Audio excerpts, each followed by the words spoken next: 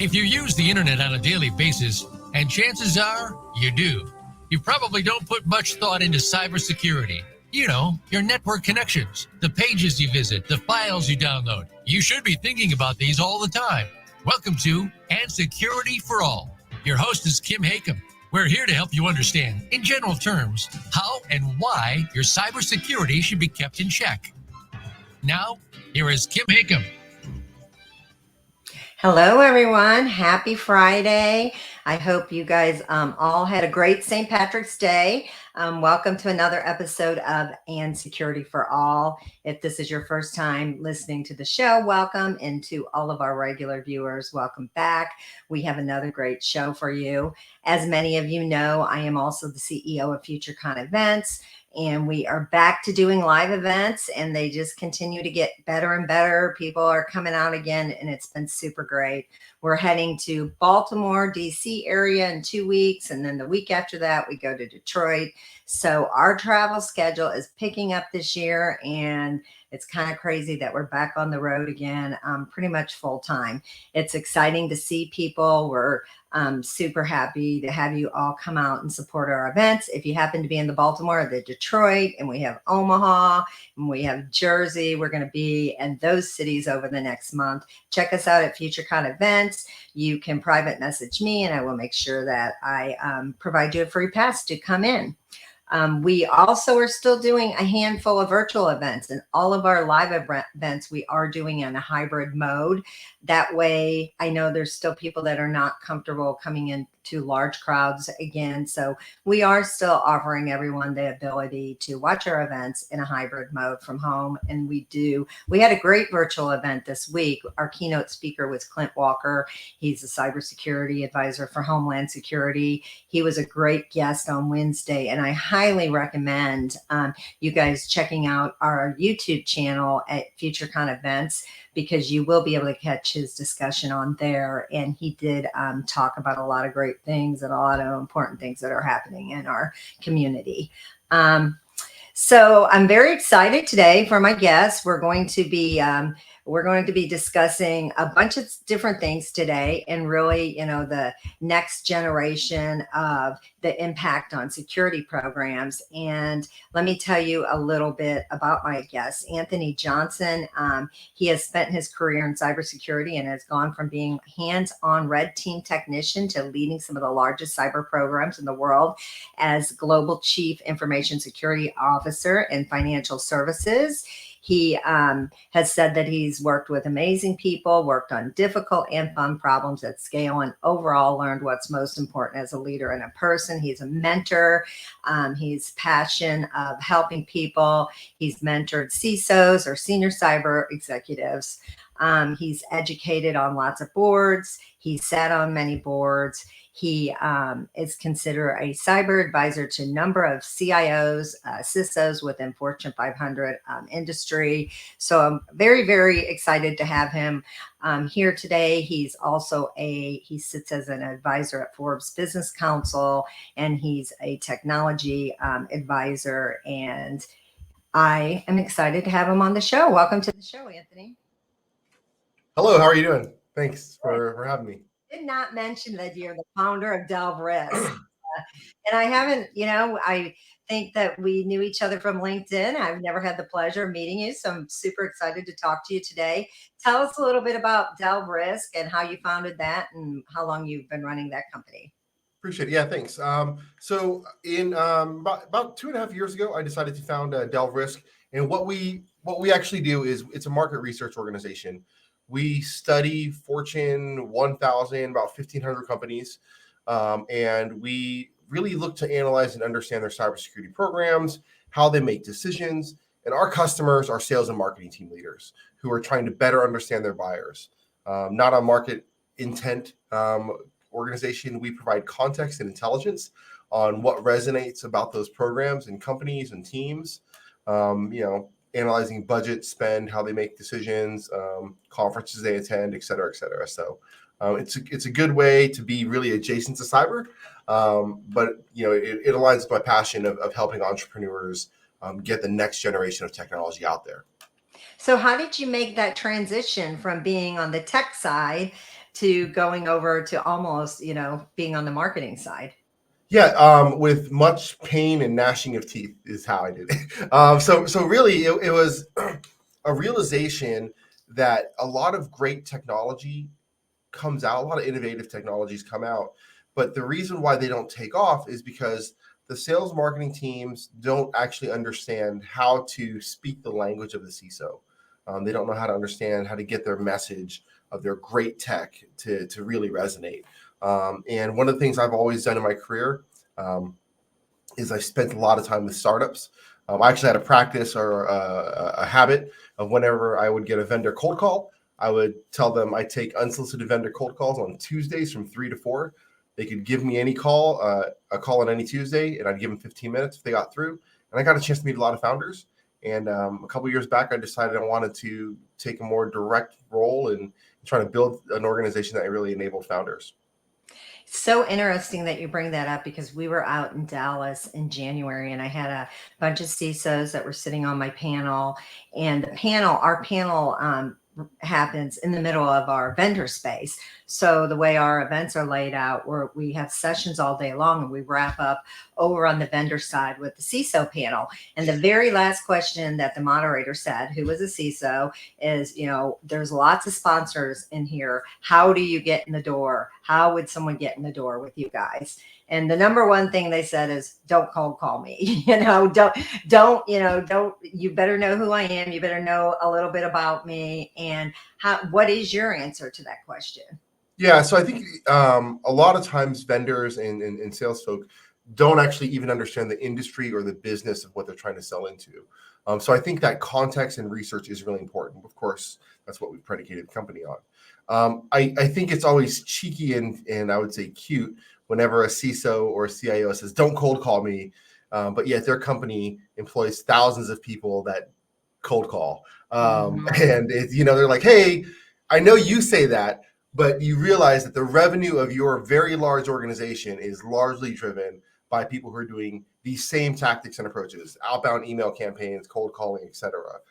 So I think that there has to be a recognition that this is a part of it. And both sides, the buy and the sell side, need to understand and think about, how do we make this more efficient? How do we make this more valuable? And that's, like I said, that's what we've been trying to solve. And we're pretty excited to be in this space and kind of leading the way of what we're doing.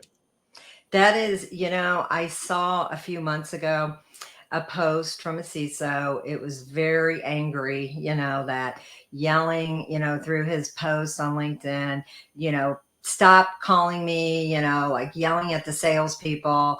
And it was not a nice post. And you're right. He worked for a company that I've had those people. It was a payment services company, Yep. so I've had those people calling me all the time, trying to get me to switch my payment services. And I probably gave too much information there, but I doubt he's listening to the show. But somebody, a girl, a salesperson, actually had the guts to challenge him on that and say, It's important. Yeah. I mean, and I say this, there's a difference between a big C and a little c when it comes to being a CISO. And I will say this to anybody, that when a security leader or an executive doesn't understand the humanity and what goes into, that salesperson, that cold call person, like they're fulfilling their role in the organization, just like as if they worked for that payments processor or whatever marketing firm. And so I think those are little C people. I think that they fail to understand how business actually works. And they often try to think about things as a microcosm of a security purist world. And it's not, right? We make risk decisions, and security does not exist to keep all the bad out. Security exists to enable the business to move fast, and you have to strike the balance, right? It's as the CEO of my company, daily do I get, random people calling me, and it's frustrating, because I could be getting ready to start a conference call, whatever.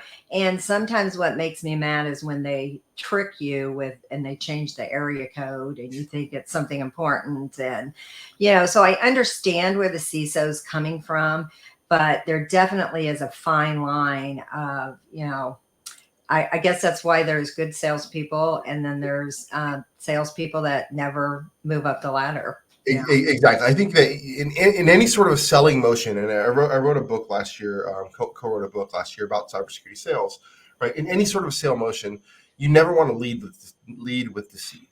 That's the worst, right? And it could be as simple as changing the area code to something I might think that oh yeah, I probably know somebody from there. But oftentimes it's those reps don't even know the area code. They're using some sort of an automated dialing tool that they're just getting a ring. Now, I do agree. Cold calling somebody's cell phone is particularly challenging. I think that's probably not something I would recommend. But the best thing is to understand who you're talking to, who you're reaching out to, and then having a real conversation.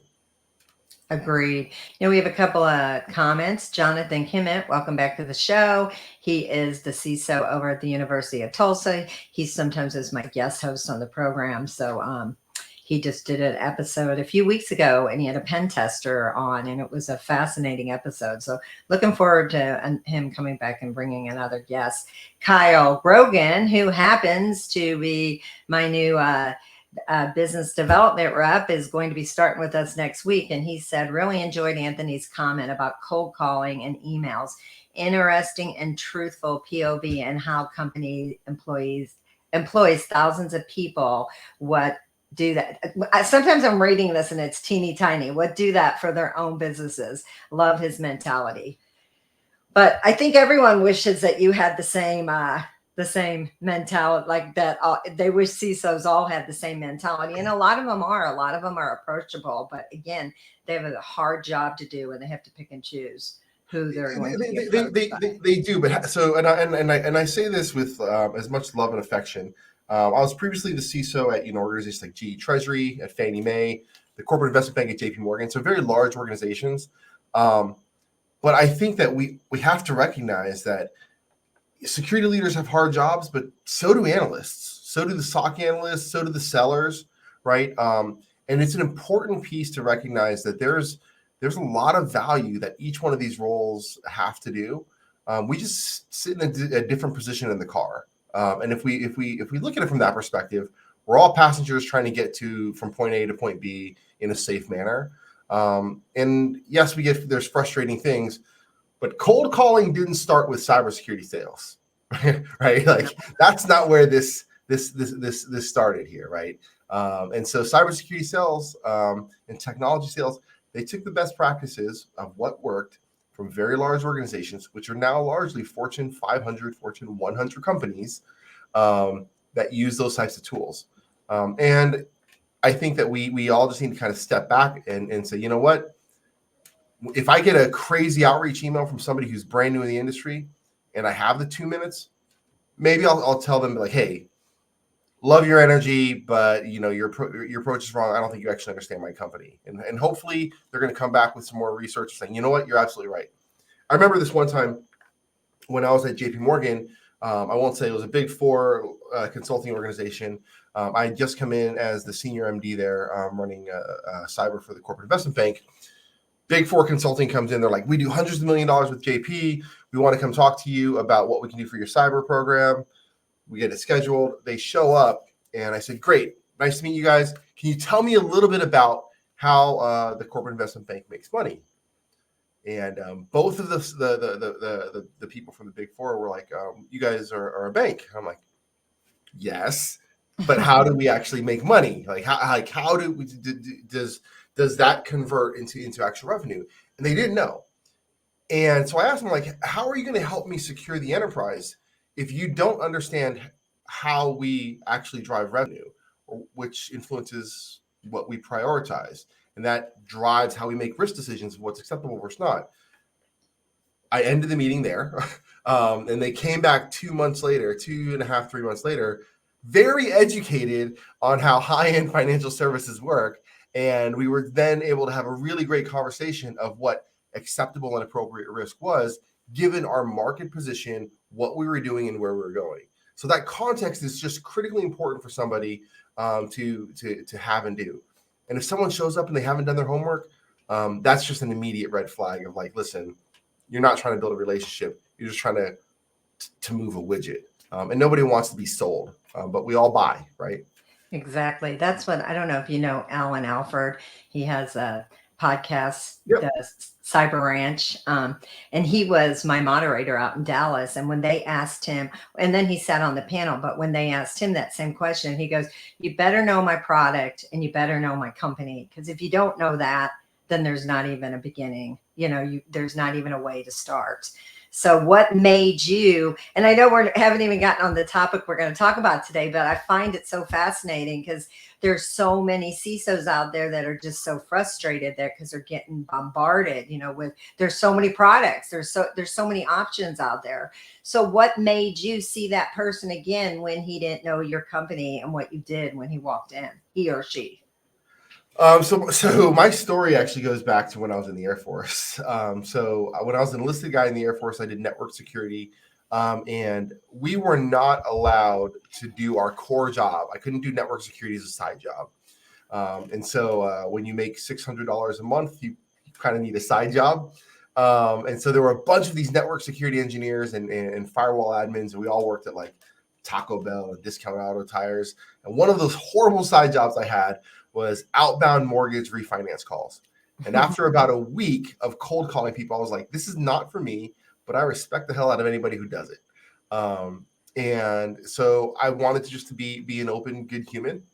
And so whenever, I get those calls, I'll have those conversations. Now, there are some of these crazy robocall things that happen or crazy emails where, it's clearly just a form they're dropping in. That's pretty different. But whenever I get a chance to have an honest conversation with a person, if I can help them, I want to do that.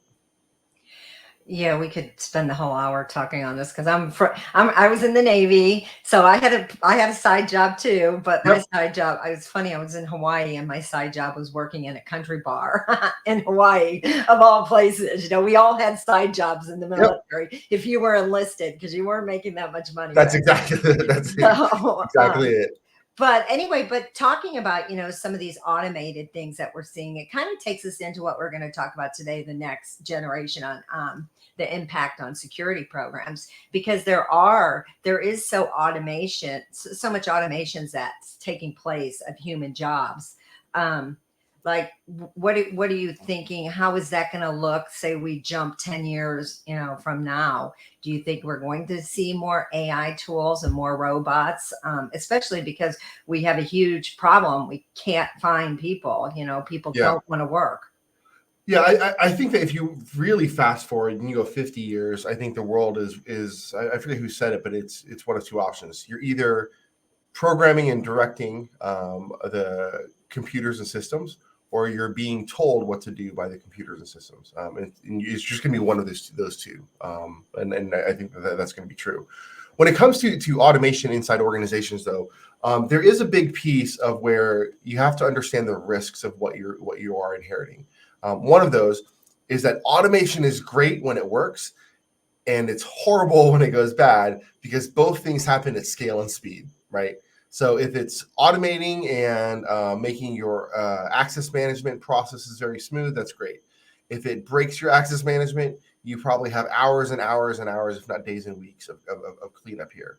So in certain situations, particularly on highly sensitive or more restrictive components, you do want to have a human in the loop to kind of break the pure automation on perhaps some of those more risky decisions.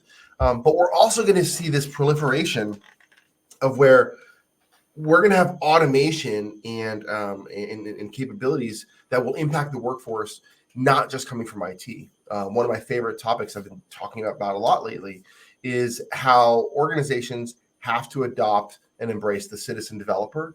That person who's in the finance organization or in accounting or in somewhere else in biz dev, who did some scripting and some coding in college. They have access to to platforms that enable them to build no code, low code apps, and they're going to make something that works. And what we have to think about is, how does IT and cybersecurity fit into that ecosystem? Like, how do we enable them? Because you can't just go try to shut them all down. That's just not going to work. We're not going to be able to keep up. So how do we enable and create a workspace where we turn these citizen developers into force multipliers for the business. And how, yeah, because we're seeing it left and right, not only in the financial industry, in the hospitality industry, you're seeing robotic, servers now and stuff like that. How is that going to keep these organizations' security posture? Who's checking all that? And are we moving too fast that, we're leaving holes for, attackers? Yeah, it's an important piece. I think we have to also think about the mindset, though. A lot of times,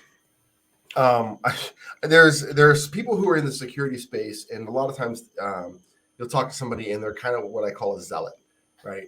They are a security purist. Like, it has to be locked down. The users are horrible, bad people, and they just want to write bad code, and that is not true at all.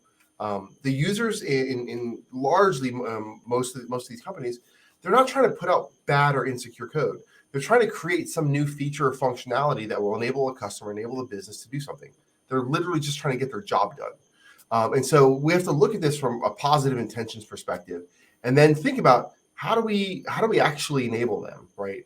Enable them so that they're not going to go hide and do something where they're trying to keep it away from security. But instead, they come to us and say, hey, I'm looking to get this feature. I want to make this thing happen. How can I do this the fastest way possible? And the best example I can use is if you think back, it's kind of crazy. The iPhone came out in 2007. And if you think back to about 2007, 2008, we used to have this conversation of security purists, zealots saying, I will not enable, there will be no personal devices, personal cell phone devices ever on the network or ever in use for data. And after a couple of years, people realized that train moved. That train happened, and you had to be on it. You had to say, we have to enable people to use their personal devices. Everyone's not just going to get a corporate issued device and we're going to lock that down. It couldn't keep up with business. And I think that we're going to have the same situation here with citizen developers, with people who want to or going to write something to enable the business to go fast.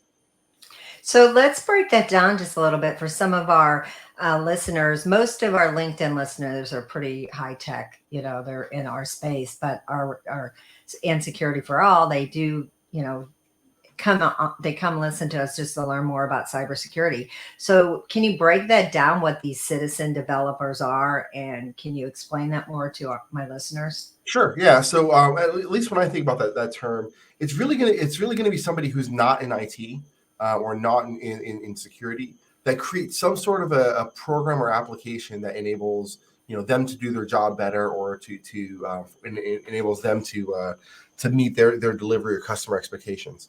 I love talking with people. They're like, oh, we don't have any development. I'm like, do you have anybody who's really good with Excel? And it's like, yeah, why? Well, for most companies, if you actually look at some of the functions that they've built out in some of those Excel programs and sheets, like it's an application, right? And a lot of critical business decisions happen in these wonky one-off Excel sheets that sits on somebody's shared drive or personal system, and you're going to see that at scale. You're going to see people who open up and use these no-code or low-code platforms where they can just drag and drop, make an app, make a tool without having to understand the actual coding behind it. And it's going to give the business some functionality.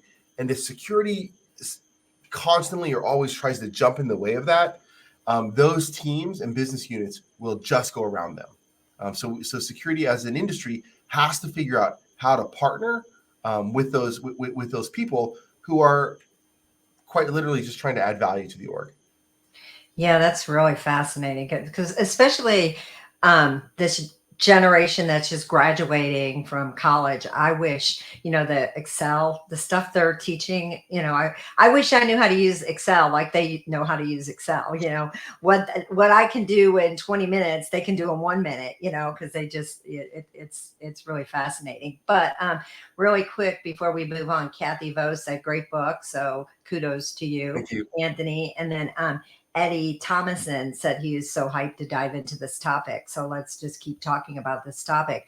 So what is the impact? What impact are we going to see on, again, going back to the security postures of companies when you have these different people in different divisions creating stuff like this? Well, it's the people in different parts of the company creating things, but it's also people working from home. I mean, the work from home dynamic really changes things in a pretty fundamental way.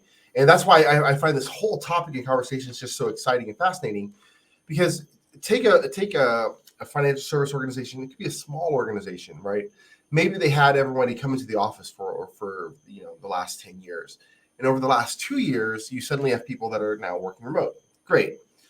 The challenge with that is that the companies largely have vetted and done the background checks on the people that they've hired, but they haven't done that on roommates and significant others and other folks, right? And so what you get to is you have companies now that have a risk posture of, say, somebody who works for them, been background vetted, is responsible for making payments.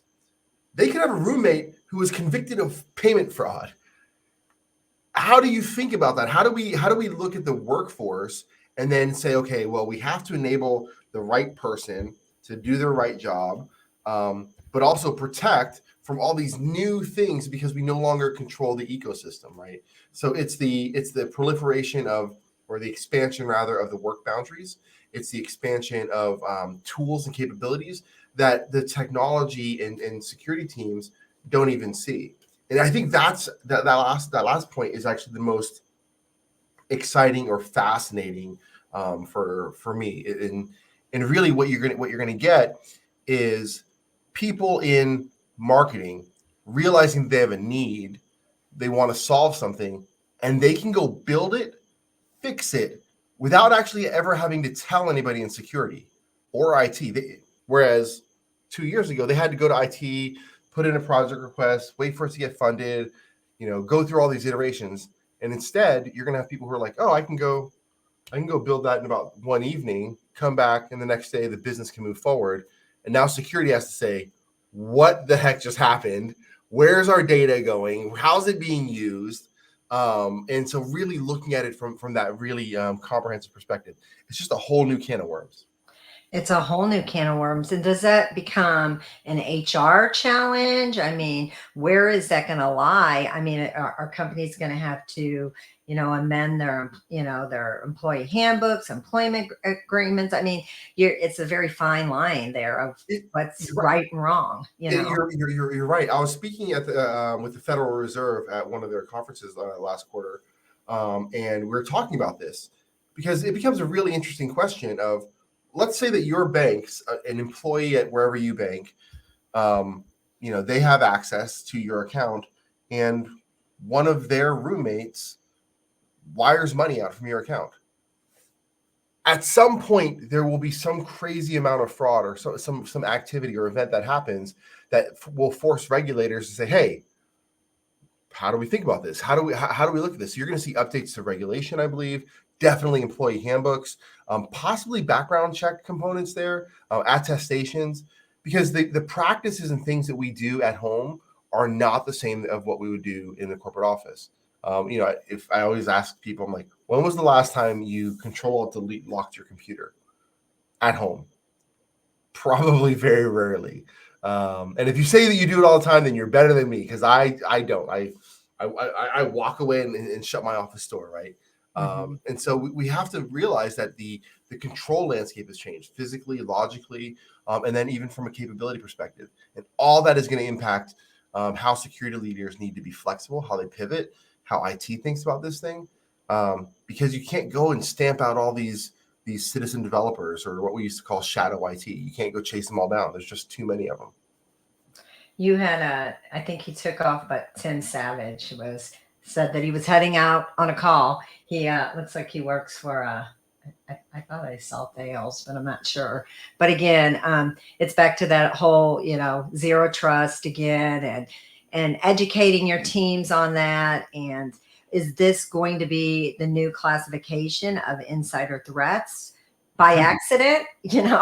It could be. I mean, could you imagine? And this is almost what it's going to feel like. Not exactly, but I think it's almost what it's going to feel like. Imagine if a company said, "Hey, anytime somebody wants to create a spreadsheet, you had to run it through security." Like that would be crazy. Like people would be like, "Hold on, I can't just do a diff. I can't make a spreadsheet that has a diff. I can't do this. I can't use all these functions." And that's the level of proliferation that I think we're going to get. And that's what I think security leaders have to get their head around. That's what's coming. So a big part of that, to your point, is education. How do we educate people on stronger, mature platforms that we can enable no code, low code?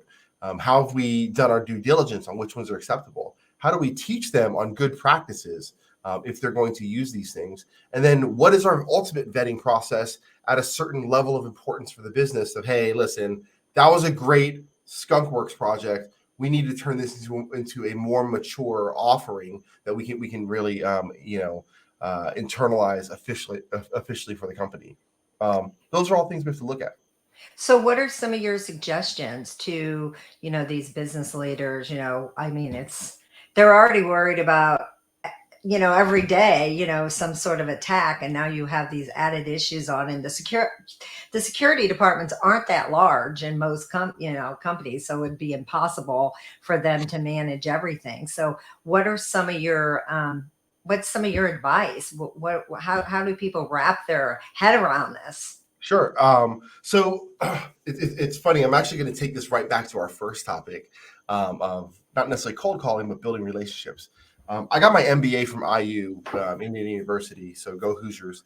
Oh yeah, my daughter's a graduate from IU, so there you awesome. go. Yeah.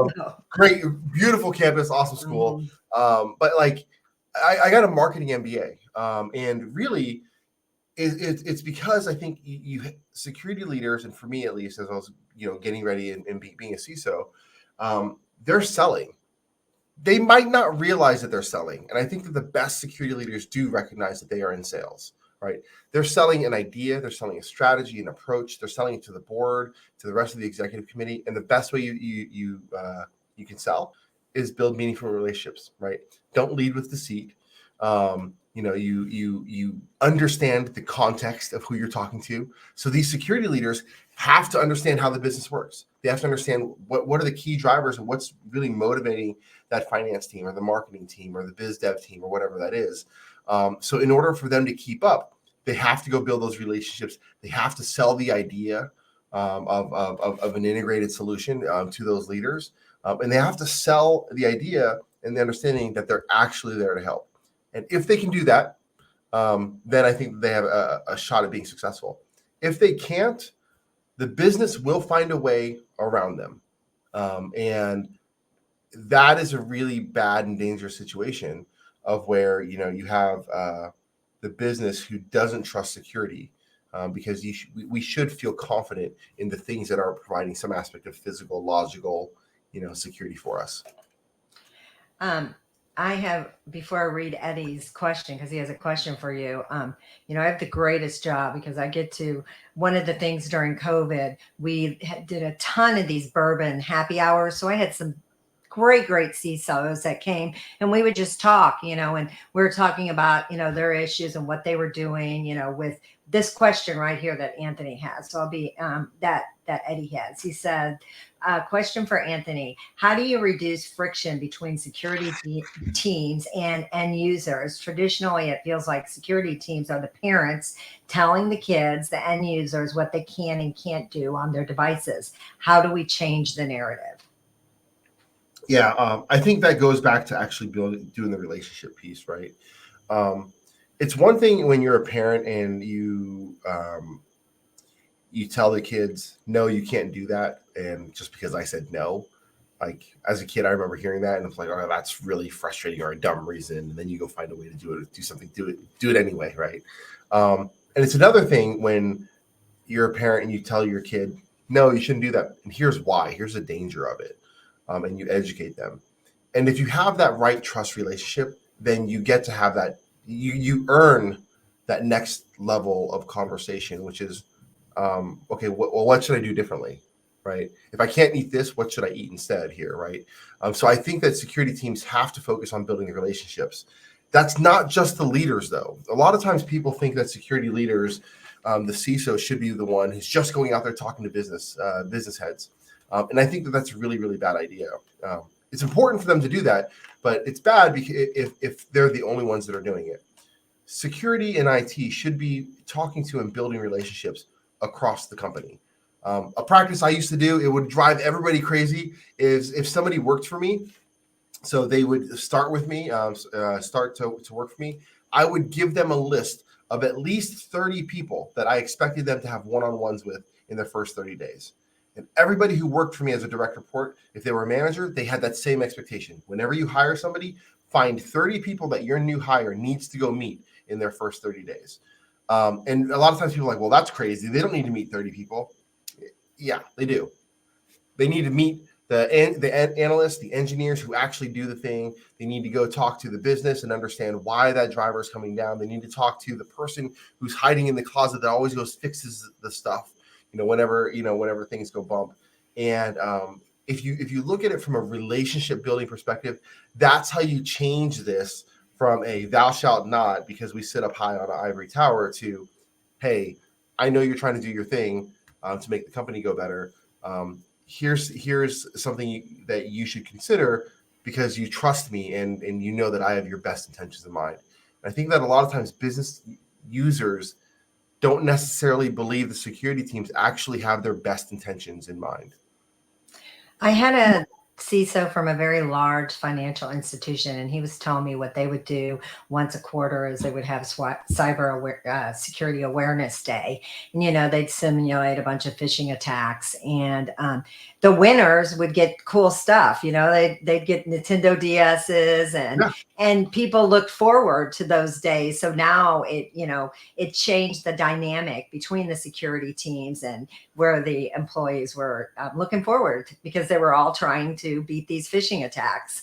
So I thought that was great. Yeah, that's exactly it. I mean, like it sounds kind of crazy, but like when you think about this, I have this chart that we've built out. We use sometimes, and we talk about the Maslow's hierarchy of needs, right? And we talk about it in the sense of a company. At the bottom, it is not security. Like everyone, like you kind of think like, oh, safety is like, that's actually after your physical needs of like food are actually met. Food, shelter, the things you need to survive. And in a business, food, shelter, those things are actually revenue, right? Revenue and business growth. Security is after that. And people don't like it when I say it, but security is a luxury after you've actually met your revenue targets. If the security components too dramatically negatively impacts those revenue components, the business is going to revolt, right? They're going to be like, listen, you don't get what we're trying to do, and we're going to go a different direction. And that could be replacing the leadership team, could be replacing the team members, et cetera. And so security has to be a part of how do we make sure that we're growing the right way, we're getting the right amount of food, right amount of revenue, market share, wallet share, whatever that is, but also protecting the company. And so that trust dynamic has to happen. And when you have that trust dynamic, suddenly you have a crazy amount of support from the rest of leadership of saying, you know what, we trust that you're going to do the right things. Tell us what you need, because you have this track record of helping us to grow, of helping to understand the context for the business. Jonathan put a comment out there. It seems like there's an increase in emotionally reactive attacks where a user will intentionally click on a link or an attachment in a moment of increased stress. What are your thoughts about balancing the increase of awareness and that of the technical defenses? So it's a really, really good question. And I think it actually ties into what you're trying to do with your security awareness program. If you think back 10 years ago, not everybody had a security awareness program. Not everyone was doing phishing attacks against their company. And I think that it's important to have security awareness that doesn't turn into a bunch of gotchas, because those gotchas don't create trust. They actually, in my view, they lead with deceit, right? Unless there's you use that as a really, really teachable moment at that, like real time teachable moment of like, hey, you should have been able to see this. The net is this. At no point is it realistic to expect that your user is going to say, you know what, I saw this link and the link said, www.amazon, but I didn't realize the O was a different O. Like, that's not going to happen. And security leaders who try to push that type of awareness, I think they're in for a world of hurt. But what we should do is make sure people are aware that, hey, if an email evokes a sense of fear, a sense of you won the lottery, like if it seems too good or one way or the other side, like that's when it should cause a moment of pause. Send it over. Let's take a look. Let's look at this from that perspective, because these types of attacks are absolutely happening, and they're not just happening on the corporate side. The attackers are finding the personal information of the user, attacking them at home as well, and looking at those as avenues to enter the corporate environment. Right? Our resources don't always have the opportunity and luxury of being like, just leave your personal side at home. Like, they're so interwoven now, and companies do need to make sure that we're training users completely and holistically, and so making sure that they're aware of those types of emotional attacks. I think that's really, really important. Well, I mean, we have to be honest here. Most of the people in an organization are not thinking about cybersecurity on a daily basis. I mean, when people ask me what I do, and I'm sure you as well, and you say you're in cybersecurity, the general comment is, oh, wow, you must be really busy, or, it's not like they start asking me questions of anything, because that's just not their job. It's not their priority. They're not thinking about it until they click on something and their computer doesn't work. So how do you change the narrative, going back to what Eddie was saying earlier? How is that ever? I mean, because life is fast. Everyone's busy. They're all trying to get their jobs done as quick as they can. So how does that ever evolve into a safer environment? It has to be invisible. I think that security teams and tech teams need to make technology and the security around that truly invisible and transparent to the user, right? I used to have this running joke that if I had $10 billion, I would hire a ninja who every time I was going to eat something bad, they would just jump out and smack the bag of chips out of my hand, right? Like, and then eventually I'd stop eating chips or whatever it is, right? But it has to be almost invisible and just in time, and that's hard. That's really, really hard, because you have to understand the processes, the habits, how people work from there. If security is not invisible, it ends up feeling like the TSA line, and that sucks. And what happens when you see a massive TSA line? Everybody who doesn't have Clear suddenly thinks about, like, I think I might go sign up for Clear. I could probably sign up for Clear faster than I can get through that TSA line. Or you know what? I'm going to go get TSA pre. So I think that you have to look at your security architecture, and that includes your tools, the way your training, the people, and the processes of everything, and say, how do we make this seamless, as frictionless as possible? And you only inject friction right when there is that critical moment, right when that user is about to make that bad decision. You have the tools and intelligence to stop the user, challenge them, step up authority, or authentication is necessary, and give them a pause of like, hey, based off of X, Y, or Z, this seems like this doesn't align with what we've been training you. Otherwise, I think it's a really, really a losing battle. You can't berate kids, people, whatever, into being good. You have to teach them to want to do well. So when it comes to the CISO, I've been seeing in the past year a lot of CISOs transitioning out of the CISO role, because it's just like yourself, because it's just been so stressful. I mean, I have no idea, like, what statistic are we seeing when there is a threat attack or anything? Are CISOs getting fired over these things? And how do you feel about that? Yeah, it's so foremost, I do believe that the off ramp of being a cyber executive is some form of entrepreneurship, of where you will have security leaders that go do advisory, go build a company, go do investments, something like that. Agree. Yeah. I think that's the off ramp, right? Mm-hmm. I don't necessarily know that or believe that all these security leaders are being fired. You won't see that. If there's a breach and the company immediately fires the security leader, what that actually looks like is that they're being reactive, and there's an aspect, and I think even an opportunity for lawsuits or litigation to be like, you knew about it, you should have known about it, that's why you fired the person. What you're seeing instead is them over the course of 6 to 9 months to a year later finding a new exciting opportunity in their next step of their career. I think that's the way most companies frame it. And then they're bringing in somebody else. And this is the important piece. Security or organizations I think are going through this evolution of what do we want our security programs and technology programs to look like. And in the beginning, it was do the thing, deliver the donuts, keep the lights on. And now you're seeing IT truly being an enabler, being the deciding factor in the company's opportunity and ability to win the market. And so you're going to see and feel this shift of where they're saying, you know what, Sarah's been a great security leader or CIO for the last 4 years, but Sarah's not going to get us to the next level.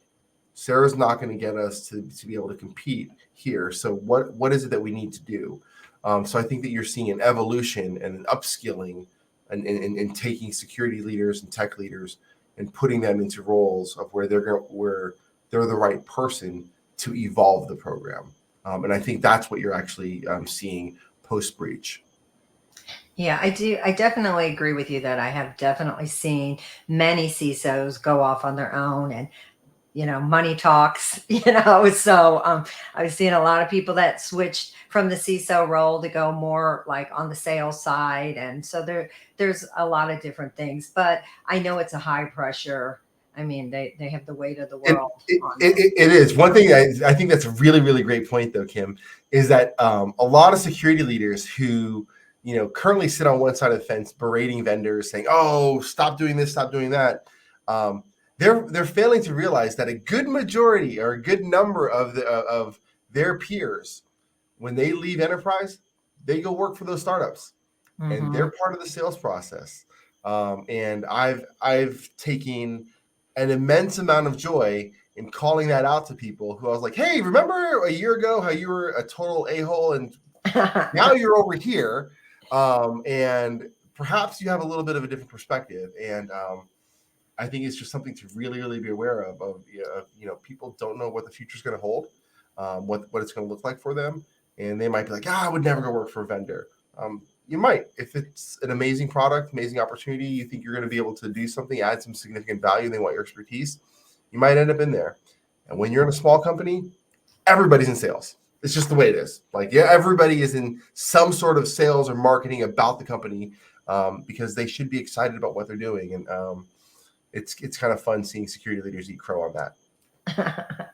Well, we probably have time for one last question, and it's from Jonathan, which kind of goes back to the whole show. From a K through 12 or higher ed perspective, what do you see as the changes that are happening or needing to happen to help users prepare for cyber risks in the future? This is an actual tough question. I'm on the board for Code VA, which is responsible for helping in Virginia, high school and lower kids get ready and thinking about cybersecurity, and actually STEM is the focus as a viable career path. I think when it comes to our education process in general, not enough teachers are actually educated themselves on risks, opportunities of what they can do or what they should be passing along. Right? You have teachers who don't know what the cloud is, which is kind of crazy. Now, that's not their job to know what the cloud is, but when their students understand the technology more than them, that is problematic. because then the teacher is not in a position to inspire and to actually help them understand that their sites could be much, much bigger than what they think they are. So I think that in order to really change the perspective, to help users prepare for cybersecurity and technology and development and just STEM in general, we as practitioners should be spending and investing time talking to those educators, talking to the professors, talking to the high school teachers and middle school teachers, elementary teachers, and helping them to understand and think about how they can embed some of this stuff more into their regular engagement. Because these teachers are good people who just don't know what they don't know. And if we don't coach them on how to meaningfully engage with this content, then they'll just omit it. They're going to go back to what they know. It's a huge loss and a huge missed opportunity for the next generation. You know, what I love to see in our industry is there are some amazing CISOs out there. And one I can think of off the top of my head is Deanna DeFora. She's the CISO at United Airlines, and she spends her summer, you know, doing summer camps for kids. And I mean, if she doesn't have enough on her plate to take on that task, and, you know, there's so many of them out there, and I love to see that passion, you know. And the CISO for Rockwell, she just retired, but she's not retiring. She's still educating the community. So, you know, there are some CISOs out there that'll scream and yell on LinkedIn, but boy, there's a lot of them doing amazing, amazing jobs out there that really do have the passion and the mission. And, you know, kudos to all of them out there. Now, I have to say this. I really, really do. It's one thing for CISOs and CIOs to do this and go out and talk to and engage with boards and coach. But that's only part of the solution, I think. The real machine to make this work for the next generation is the rest of the practitioners, the people who are in governance and compliance and vuln management. Like, yes, it's cool to have an executive go do that, but the real meat is when you have, you know, that mid-level manager or director or a junior analyst who goes and gives back and goes to their alma mater and helps to add value to the content, right?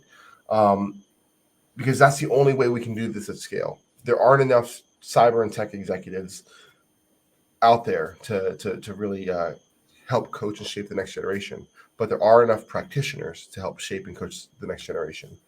So if we can do that the right way, then we can win. And if we can't, then we're in a bad spot.